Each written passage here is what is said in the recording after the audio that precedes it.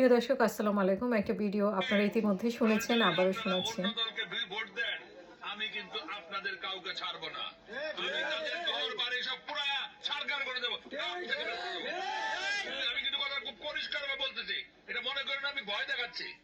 আমি পরিষ্কার করে বলেছি, কথা আপনি রেকর্ড করে বলে দিতে পারেন, যে জি, খুব পরিষ্কার করে বলছেন এবং রেকর্ড করে মানে ছেড়ে দিলেও ওনার কোনো সমস্যা নেই। যে বিএনপি যদি ক্ষমতায় থাকে আর বিএনপিকে যদি আপনারা ভোট না দেন, অন্য কাউকে দেন, তাহলে বাড়িঘর পোড়ায় ফেলবে। এমন একটা হুমকি দিয়েছেন সেই মুন্সি, আলোচিত মুন্সি, যিনি প্রতিদ্বন্দ্বী ছিলেন হাসনাতের আ নির্বাচনী এলাকায়। তো উনি আজকে যে হুমকি দিয়েছেন, এটা আসলে খুবই দুঃখজনক। একজন নেতা কিভাবে এরকম হুমকি দিতে পারে? আশা করি যে বিএনপির পক্ষ থেকে এরকম একটা ব্যবস্থা নেওয়া হবে যে ভবিষ্যতে যাতে এরকম কোনো পরিস্থিতি না হয়।